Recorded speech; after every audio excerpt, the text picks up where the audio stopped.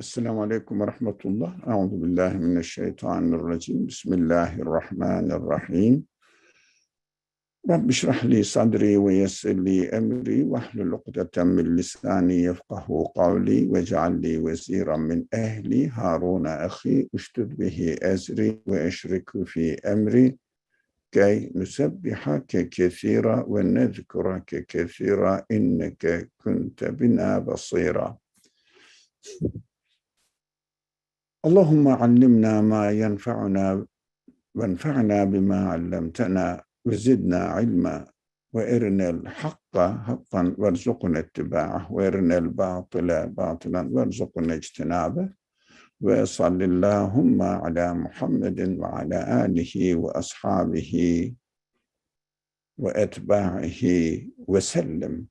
Rabbena gfir lana verhamna ve ente hayrul rahimin. Amin. Elhamdülillahi Rabbil alemin. Esselamu Aleyküm ve Rahmetullah. We are going to continue studying the story of Mary in the Quran, and we were studying the section of the story mentioned in the 19th section of the Quran. Now we studied up to verse 32.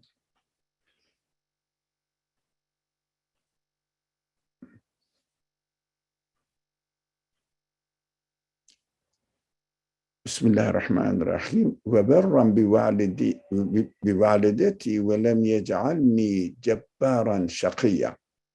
So he has made me, God has made me kind to my mother and not arrogant, rebellious.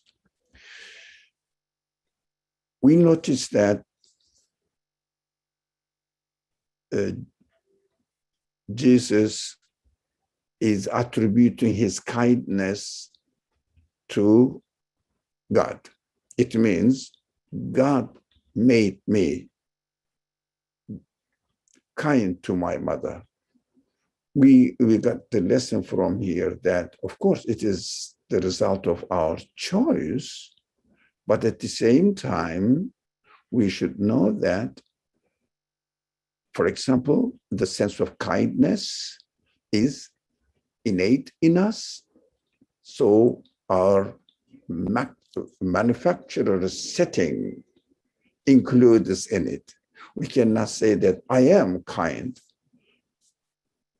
I would like to be a kind, that is my choice, but the ability to be kind to my parents, here in the Jesus's case, my mother, is from my Creator. So I don't own it. I don't claim to own it.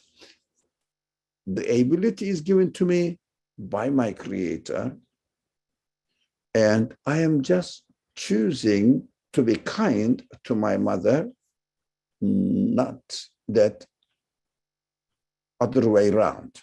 It means we human beings can choose not to be kind, although the ability is given to us, but it doesn't necessitate that we have to choose. We have to decide to use it. No, we have the option not to use it, not to practice it. Now, also he says, I'm not choosing to be arrogant or rebellious. Why is it important for us now? We have to understand that this universe is created in such a way that everything is arranged within a certain order that the Creator has chosen or decided. In this order, we don't see the apparent acts of creation by God. We just see a certain order is continuously revolving or seems to be repeating with very slight differences every moment. we see that most of the things are related to each other. Some of them we can explain, some of them we may not explain. For example, the world is rotating on its around. We speculate that because of the nature of matter itself makes it revolve, or the orbit of the Earth around the sun, that is how the balance is established. But where did you get this balance? We don't have the answer. We just say the balance is within the order. But what is the source of existence of balance, and what is the source of existence of the order? We don't have the answer within the physical world. It doesn't mean that there is no answer, since there is an event here, since I have the consciousness to ask this event, what is the source of existence of this event? What is happening out there that I am experiencing? So there must be an answer. Answer lies in the reality of the way the order works. The order works, or the things within the order continuously come into existence, demonstrates that these acts cannot happen by themselves. It is impossible to imagine this, that they are happening by themselves. They have no qualities, we know this.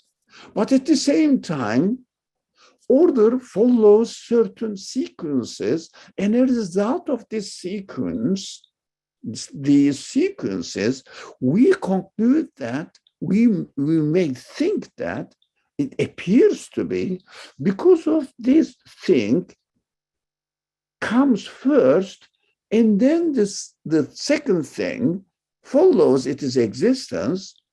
They are related. But when we carefully study them, we call them cause, and the result and what follows it is effect. We have to question, is the cause really the cause of existence of the effect? Or the same question is valid, is the effect really the result of the cause which appears to be the cause? We see that the cause itself needs existence and cannot give existence to itself, needs the qualities which appear on it to be given to it, because it cannot produce its own qualities. They are created with certain qualities, manifesting the qualities of its maker. So we understand that within the universe, there is an order. Seems to be some events follow the other, but there is no physical connection that one thing will really be the cause of existence of another thing. That's what we have to understand, that within the universe, whole universe is the effect of the will of the creator, power of the creator. Whole universe is the effect, not the cause, is the effect. All its entirety as a whole order of the universe. The effect of the creator of the universe. The cause of existence is, or can only be, the creator of the universe. That is why we say, simply we use this language which people find it so strange.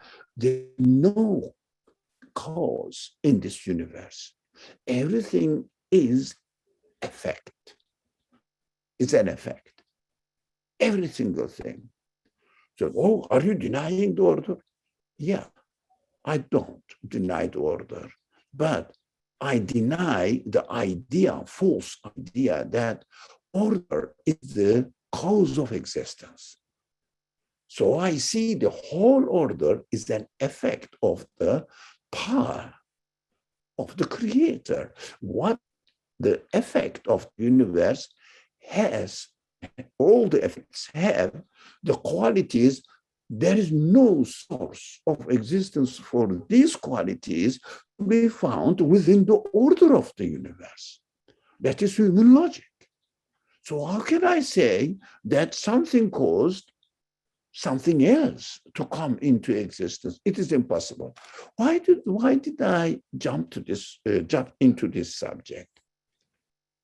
Now, although everything is an effect, but as far as my experience of the order of the universe is concerned, the way that I am given the ability to follow, what I see, if I don't appreciate, this is a crucial point, please be careful. It is very useful. I found it very useful. I'm sharing it with you. If I don't appreciate the art, I cannot appreciate the artist, because I can only appreciate the artist by appreciating the qualities manifested in the art or on the art. That is how the universe is established. I wouldn't worship the art itself, saying that you are the source of existence of your own qualities. It is impossible, illogical, contradicts human intellect, because art is an inanimate accumulation of particles. They have no qualities of themselves. They are put in such a way, in existence in such a way that they carry or manifest, reflect the qualities of its maker. But my relationship with the maker of the art of the universe can only go through the art itself. It is not complicated. My presentation may make it complicated. It is very simple. Look at the art, see the qualities on it, and appreciate the artist rather than the art itself. Because art itself is just a dumb matter, doesn't have any quality of itself. But the qualities of the artist are manifesting on it. That is how I can communicate with the artist through the art. It's so simple. The universe is the art.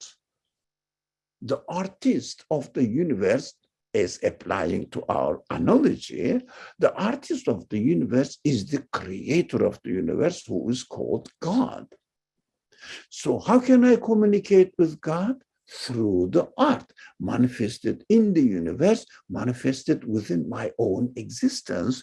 Through my consciousness, I realized the qualities manifested in me. I also realized the qualities manifested outside of me, out there in the universe, as much as I am aware of these qualities.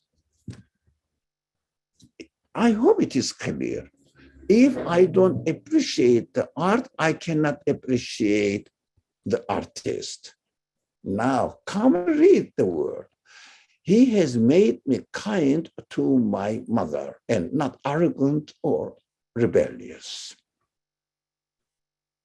I think you understood the message now to me, to us right now. We have to be kind to the art, where the qualities of the artist are manifesting themselves.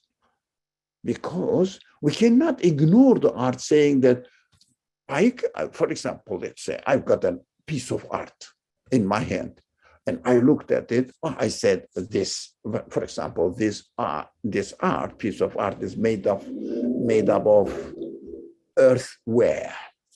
I say, earth cannot be the source of existence of these qualities, and break it. Do you think I did a right choice? Think about it. Why do I break the place, the art, where the qualities of the creator is transferred to me? I have to respect the, if you like, this art, piece of art of pot. I have to respect it. Why? Not because I'm worshiping it, but I have to respect the art, preserve it, respect it, appreciate the qualities manifested on it so that I can appreciate the artist's qualities. There is no other way to communicate with the artist. There is no other way to communicate with the creator of the universe without appreciating the qualities in the art, in his art of the universe. We ignore this. For example, saying that I'm thankful to God who created everything beautifully for me. Let's say who created my food, but I am not going to appreciate the food through it because I got the news from God and I believe in God now. I am appreciating him. Why should I respect the food? It is not the reality we are experiencing within the conditions of our existence. We have to respect the piece of art so that I can be respectful to the creator.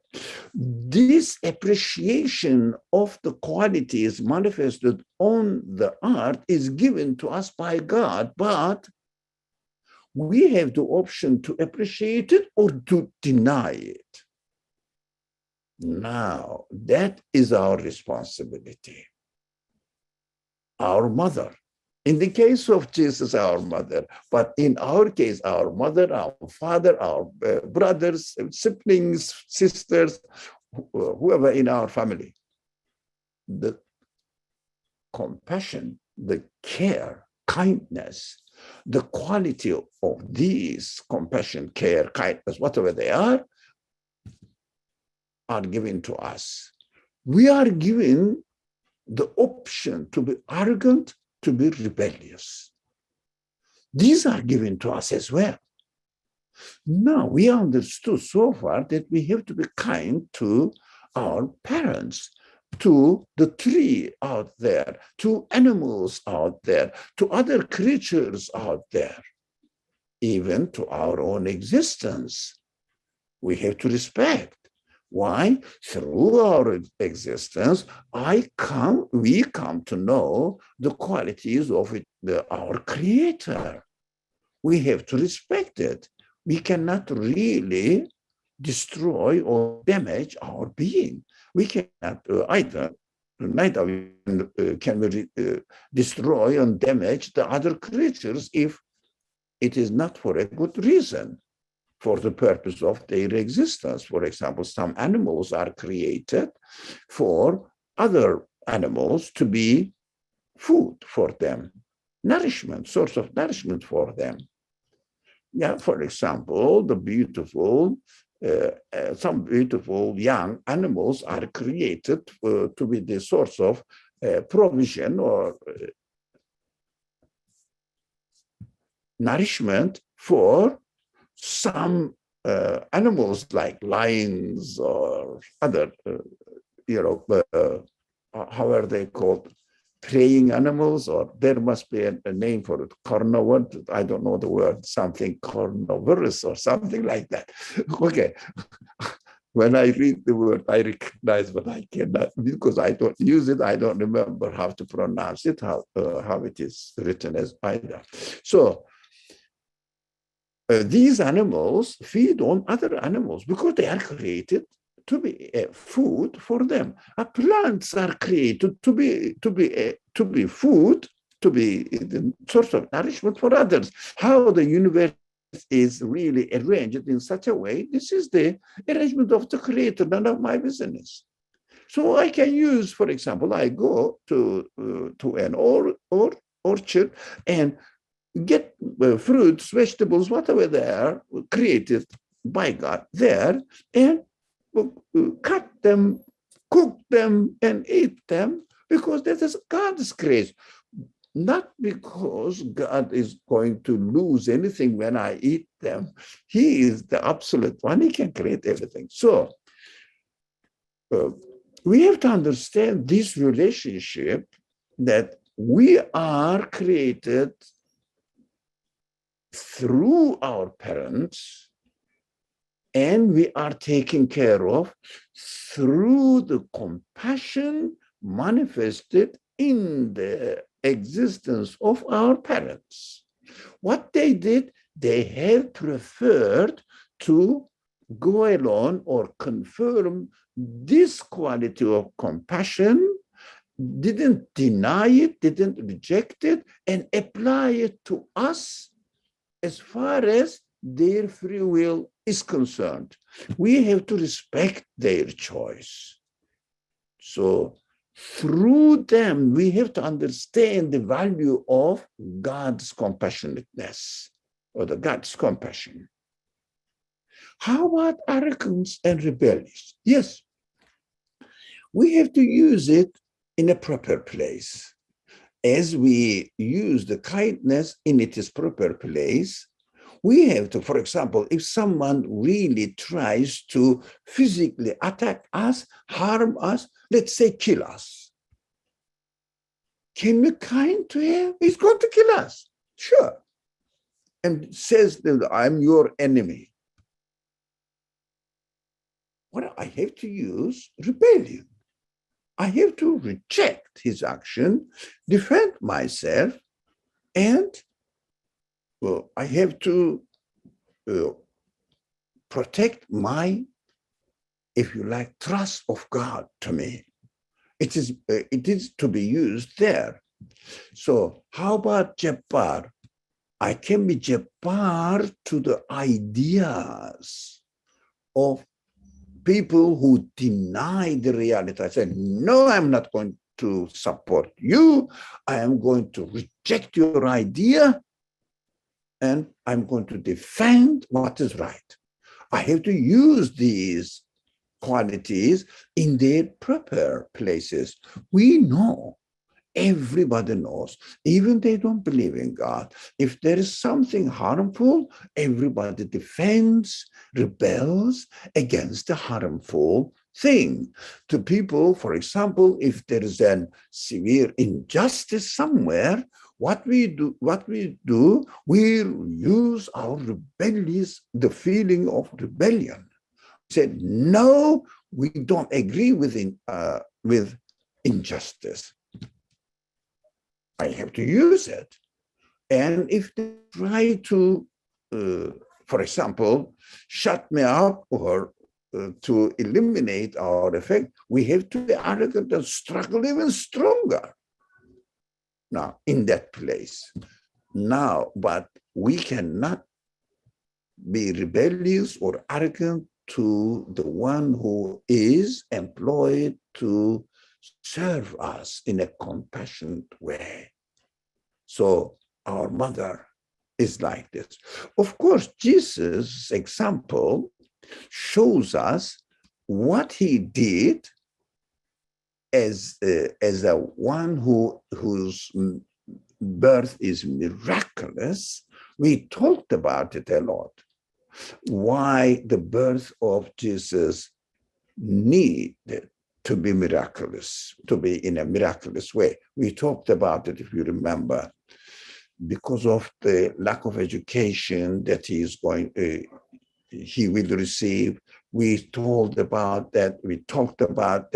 If he received a formal education of that time and then come up with the correct one, they will say he learned it from rabbis or the religious institutions of religious education. But as compared to the Prophet Muhammad, his case is slightly different. Why? Because there was no education institution. There was no religious inheritance in the society. No one can say that you learned it from this one, that one, or this rabbi, or this scholar. No, there was nothing in the area where he grew up. Everybody knew it. No one really could accuse him to learn it from someone because they knew it. But they said he has learned it from strangers. There is an explanation about this point in the Quran. From strangers. How? We don't know how, but he must have, in order to deny the reality that he has received. But that was an excuse. There was no evidence for it at all. He was an illiterate person, as was Jesus. That is interesting. But Jesus also, as like the Prophet Muhammad, climbed up the pulpit or the place where people deliver their message in the temple, in case of Jesus, in Kaaba, in case of the Prophet Muhammad, and sometimes in the fair. I mean, certain days of the year where these are called now pilgrimage days. It was also in practice that time. He used to speak to the people who come from outside of that tribe or that town where he was living that time, which was called and is called again still Mecca, or maybe earlier on Becca with B, not M. So doesn't matter. This is a historical thing. So that time he was delivering a message just contrary to his apparent physical capacity. That was the case with Jesus too, just contrary to his apparent uneducated, being an uneducated carpenter. The prophet was being an uneducated shepherd. So it's so interesting. The prophets present their message in such a contrast situation that the people cannot attribute it to their previous education or to somebody else's teaching them, etc., etc. So there should be no excuses in the hands of the people so that they may deny that they are receiving the message from God. This is a very interesting point that we have to bear in mind. No excuse that we have to reject Jesus' message, neither the message of the Prophet Muhammad. So we understand why Jesus says, God made me kind to my mother. This is my, if you like, primordial disposition. I have to say the same thing. I am kind to my mother. I am kind to my father. I am kind to other creatures. This is a present, a gift from my Creator. Now, 33. And وَالسَّلَامُ عَلَى يَوْمَ وُلِدْتُ وَيَوْمَ أَمُوتُ وَيَوْمَ أُبْعَثُ حَيًّا. Again, and peace on me on the day I was born, the day I die, and the day I am raised to life again. Why if he is saying peace?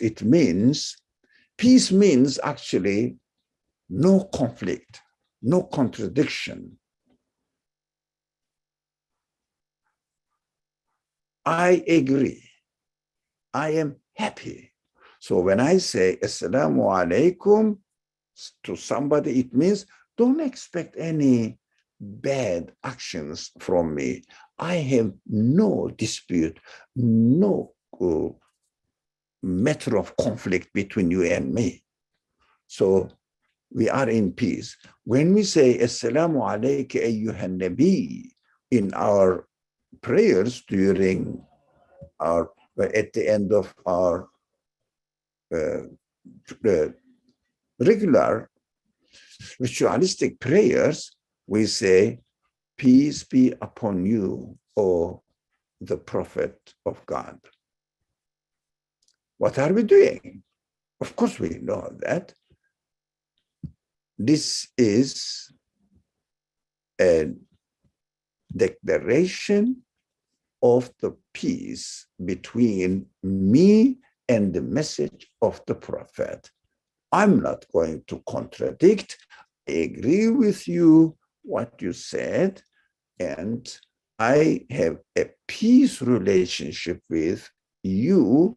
Therefore, you means the prophet, prophet means the message. So I am in peace with your message.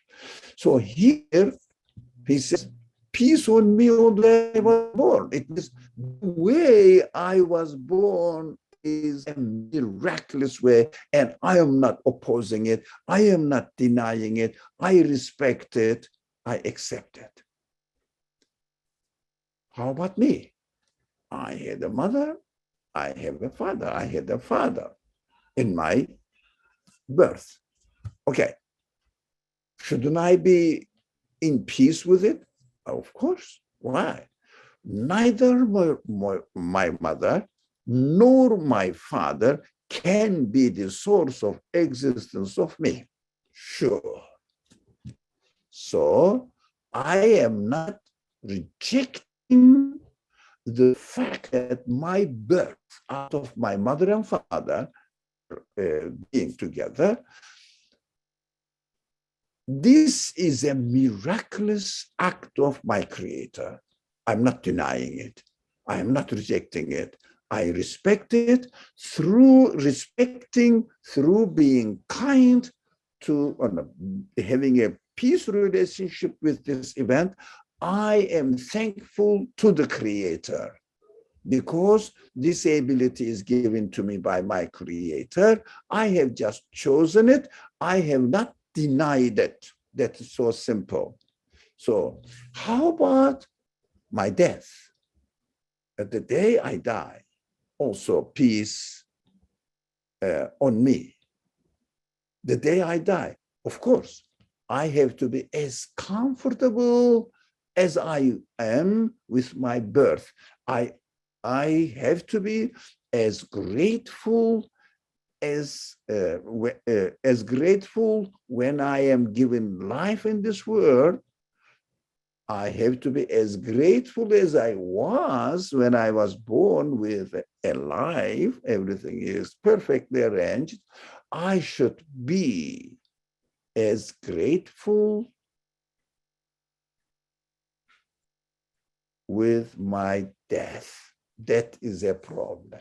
That is difficult because we have been given the sense that we love life and we don't love death.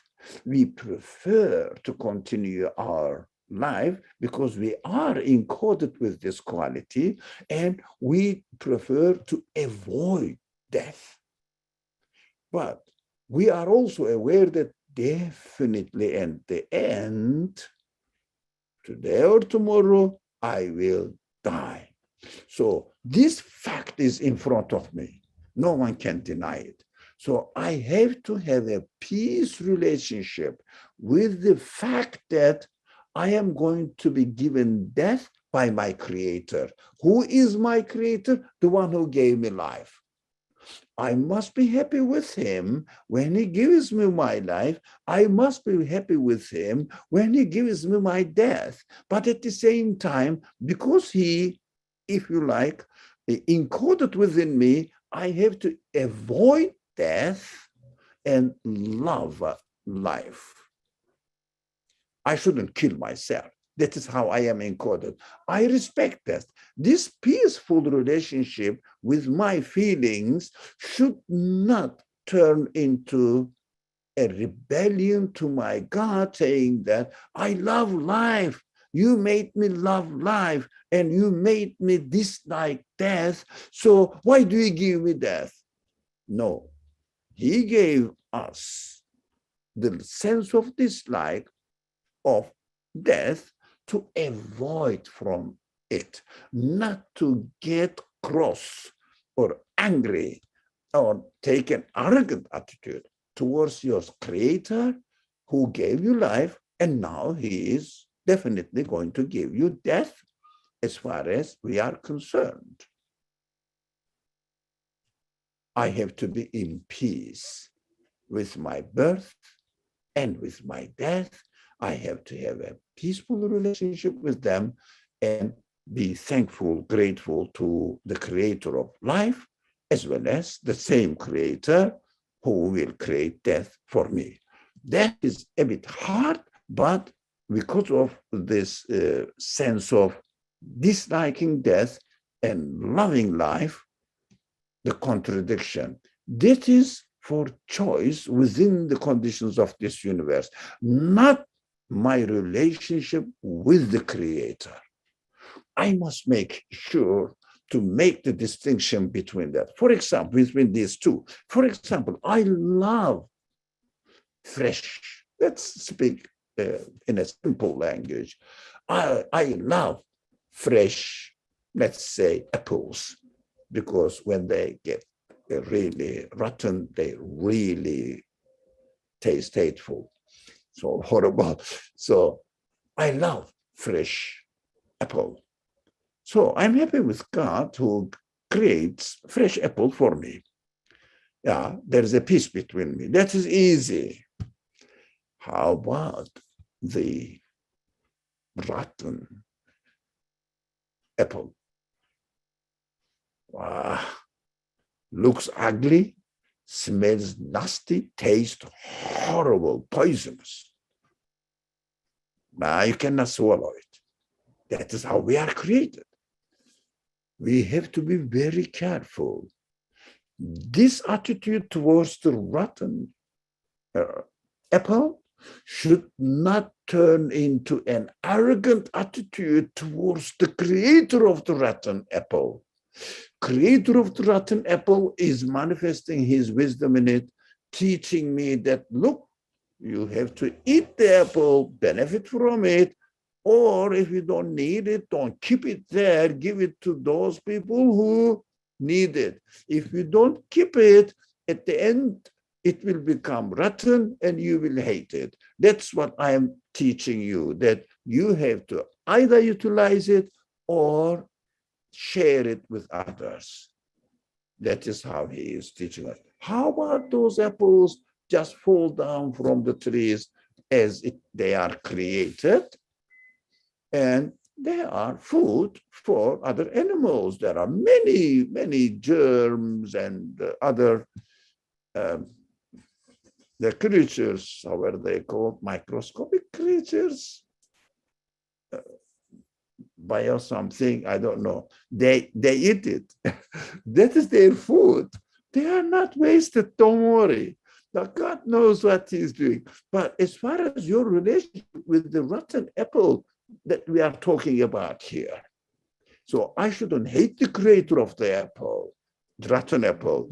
I have to love him because of his wise or the creation, act of creation. I have to take lesson from it. That is the purpose of getting or rotting of the apple. So when I die, I am in peace with my death. That's what Jesus says in the Quranic language. That is a just direct teaching for me. I have to be in peace with my death. I should never get angry with God. Something happens through the hands of the people, like wars, like insults, discriminations, dishonoring other creatures. There are many things are going on through the hands of human beings. I should rebel the human being, saying that, no, you shouldn't do this, you shouldn't kill, you shouldn't harm innocent people, innocent creatures, not necessarily people, creatures as well, other creatures, plants, animals, whatever they are, innocent ones. Be kind to them. They are manifesting the qualities of their creator. We have to be respectful to them. If they try to harm them, especially these exploitations, political exploitations, military exploitations, power exploitations, I don't know, all these kinds of economical exploitations, exploiting the ignorance of people, exploiting the poverty of people, lots of horrible things are going on through the hands of men, human beings. I have to be careful about it. I should not to confuse between what human beings choose, misuse their free will, abuse their free will, use it in the wrong way, and deserves to be punished. So my punishment is I have to rebel them, don't agree with them, shouldn't agree with them, and I have to take a defensive position by going against what they are doing as much as I can. That's my capacity. That is what I can do so much. So I should be careful not to complain God, saying that why God created these people so that they are killing innocent people or harming innocent people, exploiting the innocent people's rights, etc. Now you are given the sense of arrogance and rebellion. Use them against them, not God. God gives the option to be kind or to be arrogant. Which one? You have to choose. That is how we learn. For example, there were no arrogance, the sense of arrogance. There were no sense of denial. How can I learn and benefit from the pleasure of being kind, being a confirmer of the truth, not making a mistake? I wouldn't know even this is true or not.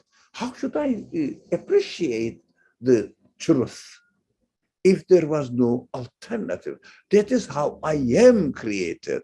This is the way the universe, the school of the universe has been established. I am being educated here, get or realize the importance of the true option, and again realize the ugliness of the wrong option, so that I will understand the universe cannot be the creator, but the universe as it is now must have a creator.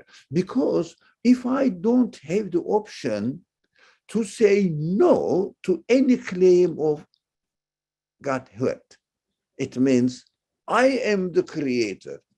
I will say the tree, well, if I don't have any option to negate, to reject the wrong idea, I will say the tree or the animals or the other planets are working on their own. I wouldn't need to investigate because I don't have the option to make a mistake. This is not human. This is not what we are created for. This is not really appropriate to our human nature, the way we are created. So I have to see, for example, let's say I have to see a tree or a plant or another plant or an animal. Can they exist by itself? Let me analyze it because of the suspicion, because I have two options: to come to a conclusion or to reject the conclusion that this animal is the source of its own existence.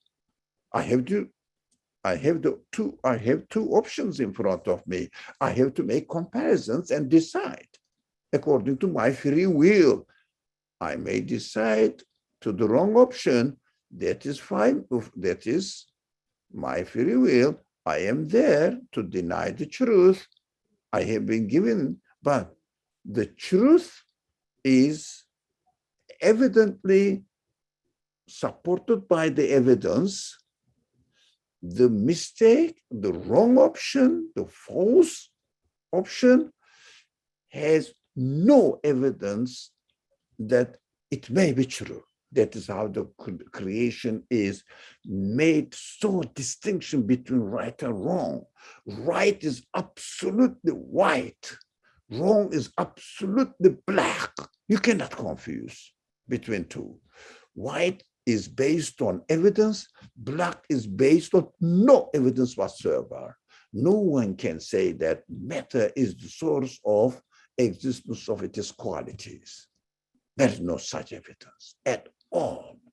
But people say, but look, it is developing by itself. Well, that's your choice. No evidence by itself. Show me by itself the quality to do something by itself. Even human beings seem to be qualified with doing lots of things and free will and consciousness, intelligence, etc. Still, I cannot claim that I am the source of existence of my qualities. Neither can I claim that my cells are the source of existence of my consciousness, my feelings, my love, my hatred, my anxieties, my fear, my hope or enjoyment. They have nothing to do with it. These qualities, human qualities, have nothing to do with matter at all. So matter cannot be the source of existence of something immaterial. It is impossible. That human intelligence can grasp it easily without any really special effort. So let's go.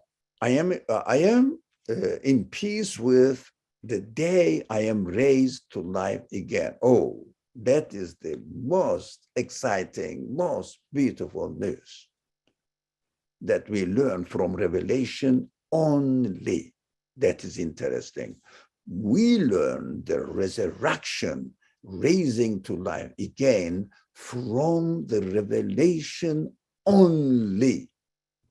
By looking at the universe, we cannot really see any evidence within the universe that will bring us into life again. Nothing can bring us into life. None of the dead people, dead body is brought back into life again within the conditions of this universe. So human desire is there. Human feelings definitely desire to come to life again. It means the spirit is not material. It doesn't die. It is not subject to change within this, we call it time sequences. No, there is not that. My spirit is my spirit. That's it. My potentialities are there. Whether I develop them and turn them into capacity or not, but the potentialities are there. The full potentiality is within me. I utilize it. I don't utilize it. That's my choice, and that's my responsibility. They don't die, but my spirit desires to have a body in order to operate, in order to communicate with the creation out there. If you like, this is not an appropriate term, the naked spirit of human being. Naked means no interaction, communication with any matter. The naked spirit, pure spirit of human beings cannot communicate with the creation.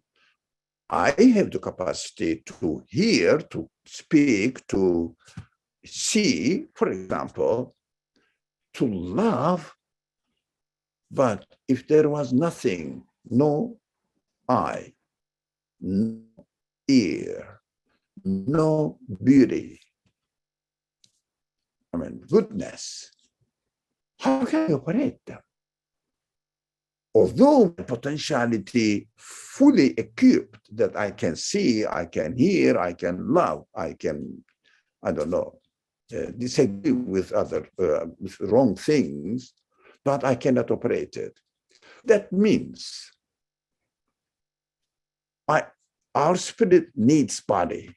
But within the conditions of this type of creation in the universe, my body rots away.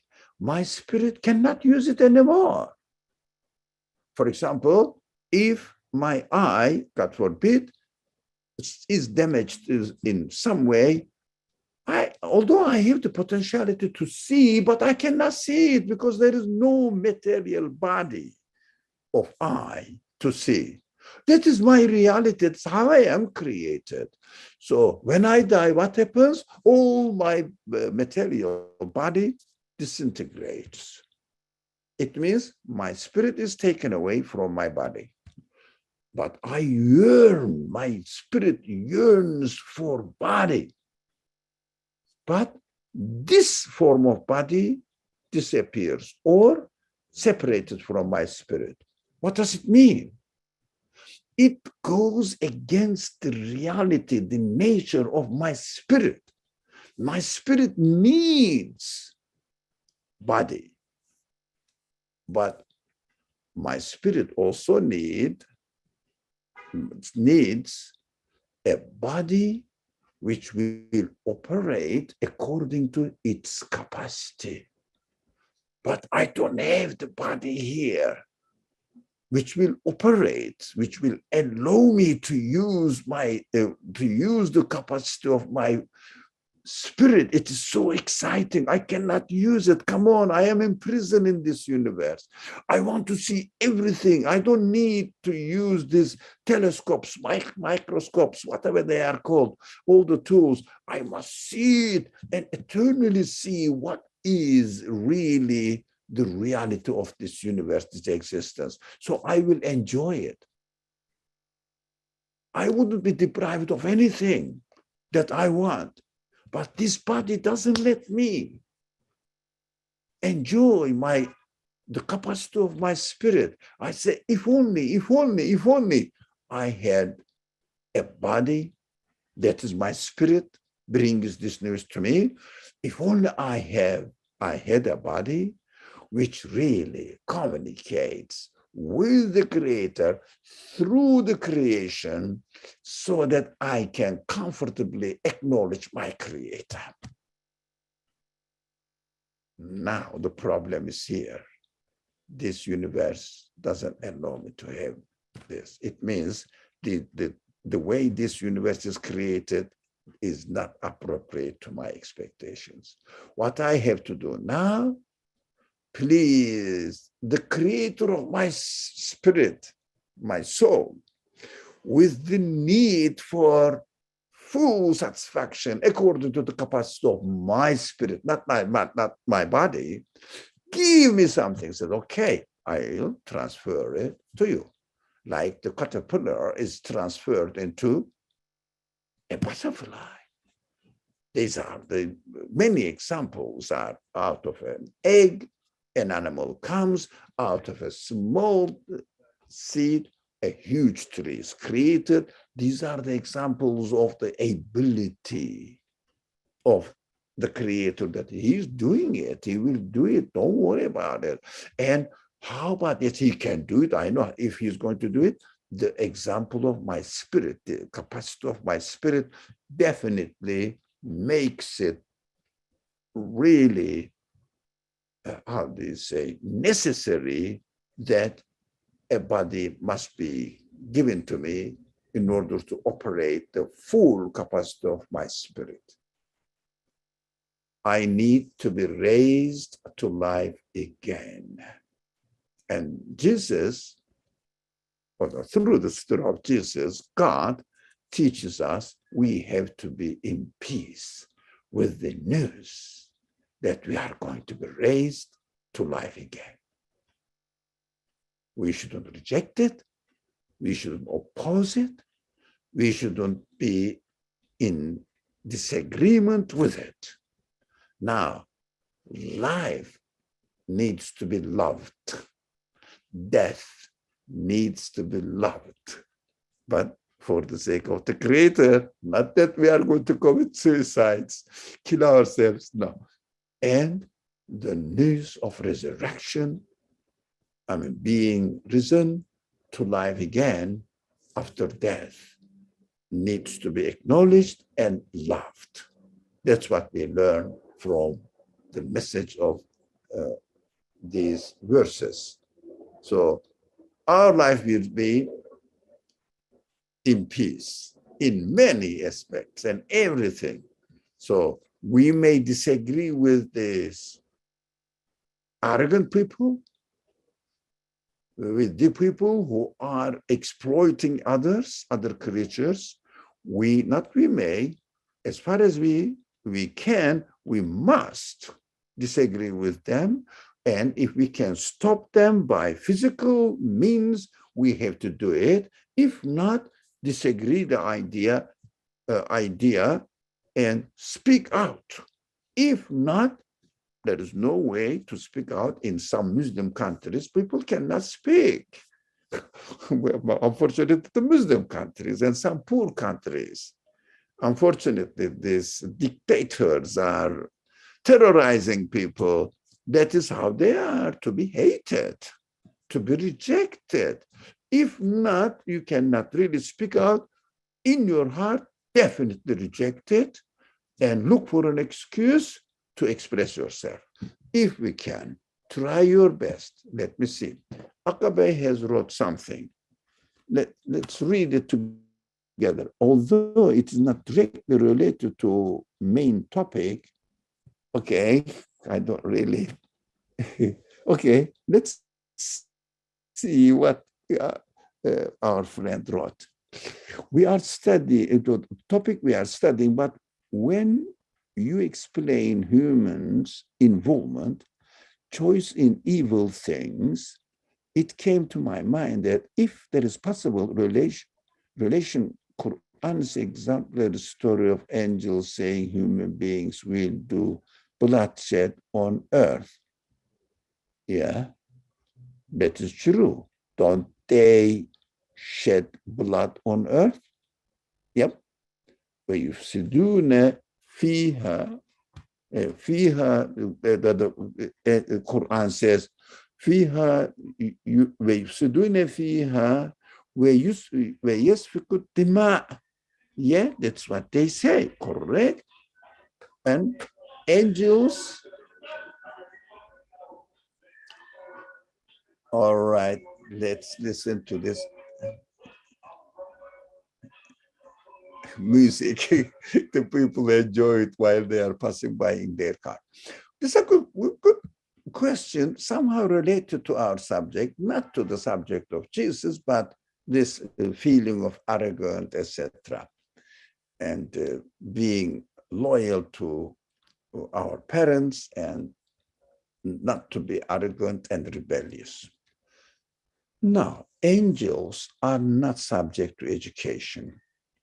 Angels only acknowledge the order of the universe and obey it. That's it. That is the nature of angels as we are told in the Quran. But the same Quran teaches us that we have options. So if there was no way to do otherwise, if we were given only one way, for example, there is no ignorance, because ignorance is opposite of learning. There is no ignorance created. There is no option for ignorance. Remain ignorant. How would you educate yourself? How would you know the value of education? Even how would you know what knowledge is? That is how we are created in order to develop, improve our human qualities. so that we will have a relationship with our Creator through these developed qualities in much better way than we are. The same story goes in the Quran. The Quran says God taught Adam all the qualities and uh, breathed into Adam a spirit from his spirit, so that we will use it, utilize it, turn the potentiality into quality. Such as, for example, I have a beautiful mango to eat. I love mango, so mango to eat. If I don't eat it, is there any way to know for me the taste of it? For example, there is a seed in front of me. If I don't see it growing into a plant or tree, is there any way for me at all the qualities, the potentialities of the seed, in the potentialities in it, in the seed? No, I have to see it growing. So one stage of growing, the process of growing will be lower than the other stage, then the other stage, then the other stage. It means I have to see a better of manifestations of the qualities of the Creator. So if there is no, for example, very small shoot coming out of the seed, how can I know that this process of growing is taking place under the supervision of the all-wise Creator? And it is arranged by a one who knows all the stages of existence of that plant at once, knows it, accordingly makes it. So that is how we are created, and that is beautiful. We have to appreciate it. We have to appreciate this kind of creation. We have to be thankful to God that He gave us the opportunity to make improvement in our existence, so that in the next creation, we will have a higher status capacity of communicating with our Creator. Whereas angels don't, as far as the Quran says. They have only one static status. That's it, no improvement. That's why I have to be given to shed blood. And I am advised, first of all, through my existence, the time is a little bit up. So first of all, through my existence, I don't like, I have been given the quality not to like to harm anybody, any creature. This is with me. And everybody knows that it is a bad thing to do. But some people choose it, may choose it. That is an option, not necessary, but it's an option.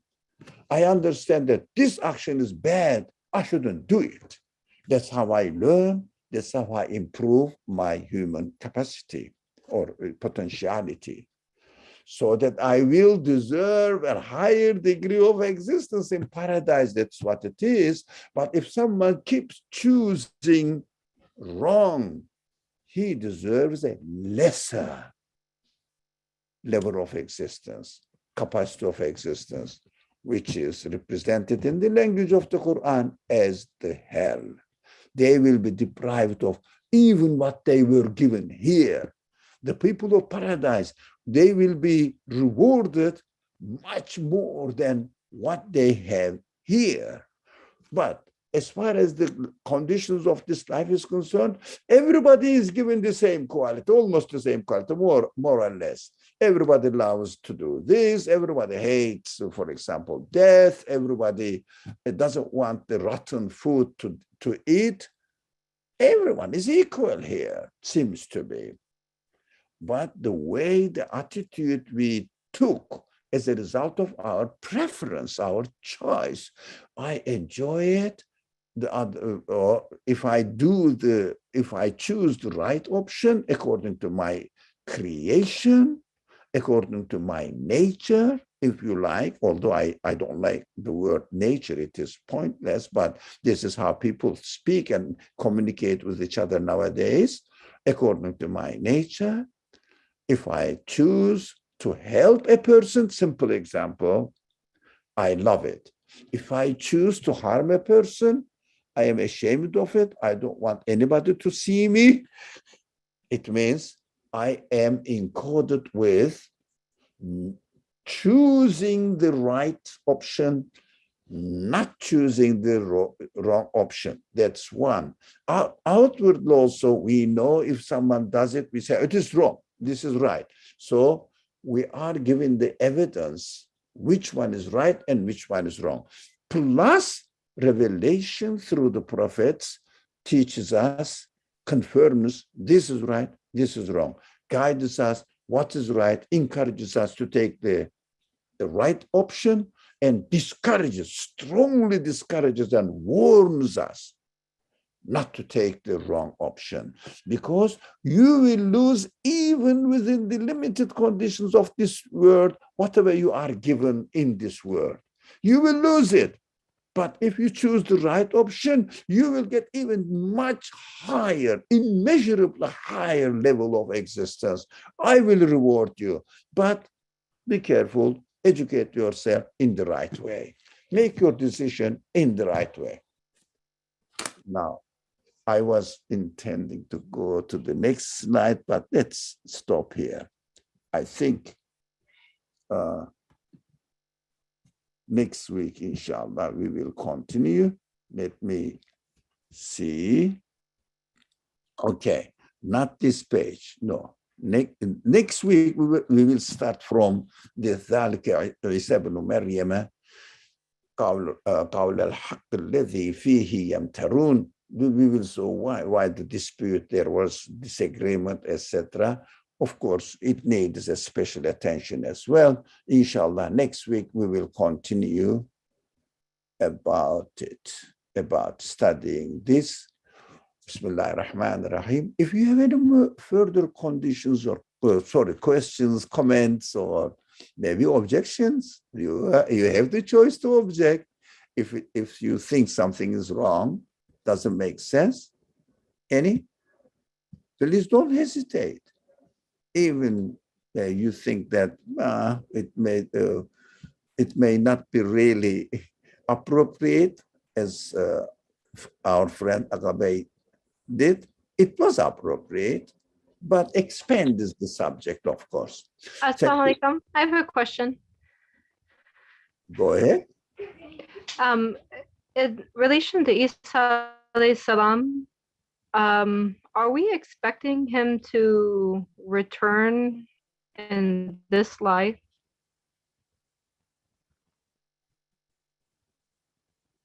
In this world? What are you going to do with it if you expect or not? What is the point? His message is here. His message is renewed, refreshed, and perfected. I think it matters, especially when for interfaith conversations, especially when with talking with Christians, it's come up a lot. Okay. I mean, is it something that just doesn't have an answer? Why that we can confirm at least? Definitely, we are going to be given another existence. That is the necessity of our reality. He will come to this world or not come to this world, but it's not our concern. They are confusing, and we shouldn't be carried away with their confusions. So we have to be very careful arguing about something completely imaginary, nothing to do with my word now. So Jesus, in the teachings of the Quran, God says he can preserve one's life, not limited to 60, 80, 100 years lifespan. He can preserve one's life more, but at the end, this universe will be destroyed anyways. So we have to concentrate on the day of resurrection rather than it is possible for God to do it. And as far as I'm not facing the reality, I'm not responsible to defend or reject it. God, the creator can do everything as I see from the universe. It is witnessing that the creator of this universe can do it and demonstrating many examples. And one of the examples may be Jesus's coming back or being sent again because his life may be preserved. This is not the thing that I am doing it. It is God's power to do it. Do I see God to be able to do that? Definitely is absolute. It must be absolute. That is why I should not get engaged into this kind of argumentations, because both sides will be speculating according to their scriptures, the news of the scriptures. But what we have to do, we have to come to our real life conditions. Here I am. Here is the Bible. Here is the Quran. I read both of them, see which one is much more worth to follow, which one is perfect. So decide and act accordingly. What is that? But this action is, Jesus will come or not come. What are you going to do? As the Prophet Muhammad والسلام, was asked, when the day of doomsday, with the complete destruction of the world will take place. And the Prophet replied, do you know this answer? It is very famous and very widely circulated answer. Every sheikh mentions about it. Yes, definitely. So how did these things become so confidently said by so many Muslims? I mean, really saying it as if they know for sure. None of my business. The Quran needs to be understood properly, and it is open to interpretations. And the Prophet Muhammad strongly advises us not to have dispute on differences of opinions on the interpretations of the Quran. He is very severe about it. The Prophet is not to do. You can have differences of opinions, but disputing, quarreling over the differences of opinions is strongly rejected by the Prophet and warned. So among the companions of the Prophet, they had differences of opinions about the interpretations of the verses, which is quite human. So the differences of opinions are welcome, but making an argument, dispute on it is completely rejected. Why? Everybody is responsible for his own choice. But one point we have to be very careful. I have to listen to the opposite ideas and see if I can benefit from it or not, if it makes sense to me or not. Why should I argue about it, dispute about it? But these people, they don't see, if a person is not confident within his own belief that the universe has a creator, I have the responsibility towards my creator to act honestly within this world. And as the Prophet was asked about the doomsday, he said, you are not going to realize the doomsday. You are not going to do anything as far as the doomsday, this whole destruction of the universe is concerned. Are you ready for it? So I would ask the same question to myself and to you and to those people who question about this subject.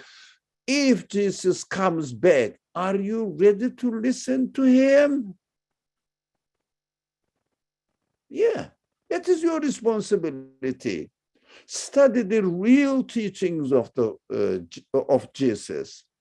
Don't just get away with the life story written about him. Exactly what was his struggle for? So you can see the example of it in the teachings of the Quran. The God is perfectly, definitely described in a way that makes sense. and belief in angels, other belief systems, and belief in the hereafter clearly explained in the stated in the Quran, the nature of this universe as being transient, subject to corrupt, or how do you say, destruction, cannot sustain on its existence on themselves, by themselves. It is clearly explained. What is the reason you don't really pay attention to the Quranic teaching? What? So we say, okay, go and study the Quran if you like. If you don't, I'm trying to prepare myself. If Jesus comes back, I'm trying to prepare myself to follow his teaching really, not in the form that presented to us now as a life biography. No, pure teaching of the revelation. I am preparing myself. Be busy with the pure teaching of Jesus as the prophet of God. So if he comes back, it doesn't mean that he is God. Again, he is created when he was nothing. So he can be brought back again when he was nothing, because the creator of this universe gives existence to everything when they were nothing. So it is within the power of the creator, not within my concern at all. So just be comfortable, be confident. We should not be carried away with the agenda, the prearranged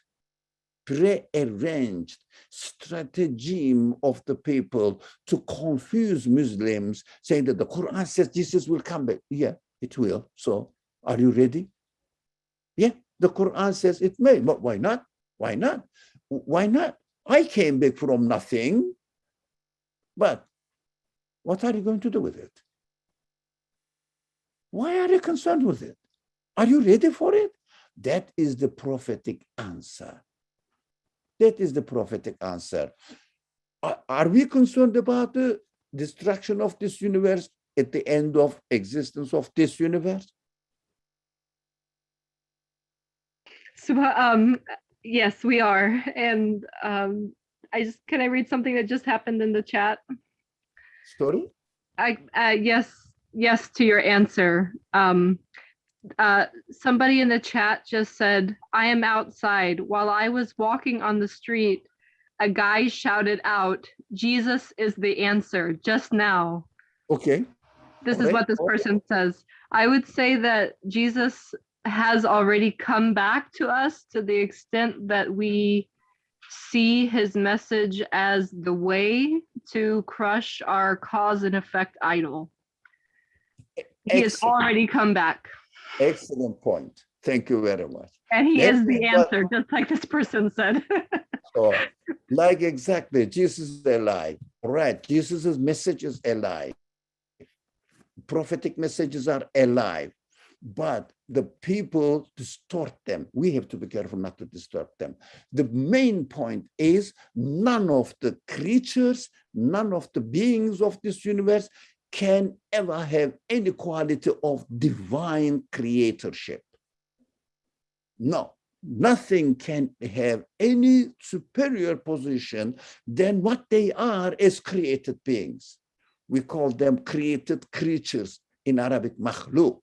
Everything is makhluk in this world, because nothing of this universe can be the source of its own existence. That is what you put it perfectly, crash the idea of cause and effect. Everything in the universe is effect. The order is order, but everything in the universe within the order is an effect, but nothing else, including Jesus, including Muhammad, including Adam, whatever you say, whatever the great people you talk about. So our idea is very clear, distinct, with no stain in it, no crooked way of, but at the same time, God reflected one of his effects on the world. everything reflects God's qualities, not Jesus only. I am reflecting God's qualities in my existence. Not me that I am reflecting, but I am created like a mirror reflecting the qualities of my creator. I found myself as a made art, not an artist. None of the piece of art can be the artist. So we have to be confident in ourselves. Be careful. These are the points that they keep educating their new generation for the missionary purposes in order to confuse the weak points in the minds of the Muslim people. That his aim is to attack Muslims, not to attack atheists. Our aim is to attack atheists, not to get in dispute with Christians. Most of the Christians are innocent. Actually, yeah, no, actually, for the Christians, this is actually can be a source of comfort for them. For example, when I started practicing Islam from Christianity, it was a comfort for me to hear of, you know, Muslims even expecting him to return again. The problem is that later on now, this has become too much, where I hear, as you're saying, I hear people sort of taking on this attribute of divine knowledge, and that they make predictions or prophesize about the future and the end times and its signs. And it crosses a border where they're very much claiming to know exactly what the creator has planned. And so that is where, so Muslims themselves are doing this with, especially this ayah, like that he will come again. So this is what I've noticed. Yeah, we should avoid from confrontation. We have to have a friendly relationship. If anybody, Muslim, Christian, Jew, atheist, agnostic, whatever they call themselves, everybody, if someone is ready to listen, to receive what the truth is, I have to be open to their truth, that they think that is truth. I have to listen to them. I have to be tolerant to disagreements of interpretations of anything. But at the same time, I have to be respectful to other people's any kind of ideas, according to you, right or wrong, respectful. But it never, ever get into dispute. But you can share. We have to learn from each other. Listen to them. For example, I myself studied for many years the Bible, and especially the Torah. Bible is simple. The Torah is really, and the other books of all the rabbinic tradition, huge information. There are many useful things. There are some points that I doubted, but I never argue with any rabbi or Christian priest or whatever they call it, their status of religious status. So always disputations, conflict, contradictions, quarreling should be avoided. What the prophet did with the Christian missionaries, or not the missionaries, I think, how are they called, Christian representative of the Christians came to visit the prophet in Medina. What did he say? This is what I am given by God. Here it is. What do you have? Let me listen. Okay. All right. I say, you are not right, but what I say is wrong. You are telling the truth according to me. There is no dispute. Come tomorrow. Let us ask God to curse the one who tells lie deliberately for the sake of dispute. Who came? The prophet came with his family, because he said, okay, we will ask God to curse on our family, not only me, my children, And well, in the case of the prophet was my daughter, and then my son-in-law, and my grandchildren. And they came. This is the story historically mentioned, and many people observed it. Did they come? No, they knew they were lying. They're just obstinate defense of their tradition, their national heritage, their customs. That is just a kind of racist or nationalist idea. But people, the Prophet ﷺ, did not engage in dispute, number one. Number two, even more important for us, warned us not to have any dispute about belief matters. For example, in Islamic tradition, there are different madhab. One says, do this, it is better according to my understanding of the narrations of the prophet, from the prophet.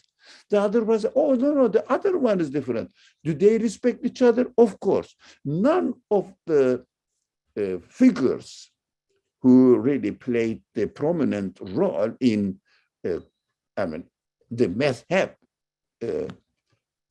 phenomenon, they dispute with each other.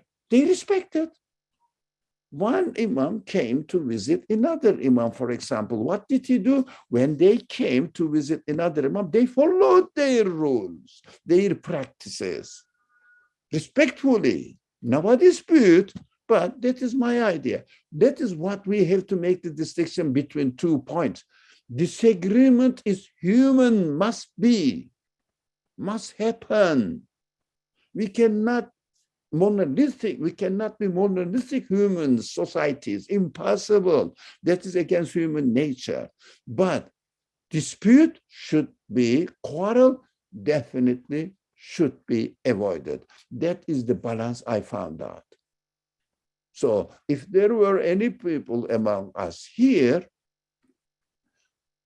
I know Shehran family is coming from a non-Muslim background. I respect. And there are other friends here among us here coming from non-Muslim background. I definitely respect their past and their present. But they decided to follow, as far as they understand, this one. Are you going to have disputations with your parents? No, you have to be respectful. That is what the Prophet advises. The daughter of Abu Bakr, who is called Asma asked the Prophet, my mother is coming to visit me, because her father was married with other women that time. That was the tradition that time. So my mother is coming to visit me, but she is not Muslim. She is a pagan still. What shall I do? Shall I accept her into my house? Shall I respect and serve her? What do you think the Prophet did? Definitely, of course, you have to respect your mother. Being pagan is different from being your mother. She spent a lot of time on you. So those of our friends here, I know quite a number of friends here, as far as I remember. I don't know exactly who they are, but who is who, but there are here. Okay. And you should avoid disputing with your family, with your friends, from your friendship, from your previous life. Never dispute, just respect. Thank you very much. I think we are much, half an hour. Thank you very much. Bismillah ar-Rahman ar-Rahim. Subhanaka la ilma lana illa ma 'allamtana innaka antal alimul hakim. Wa akhiru da'wahum and alhamdulillahi rabbil alamin.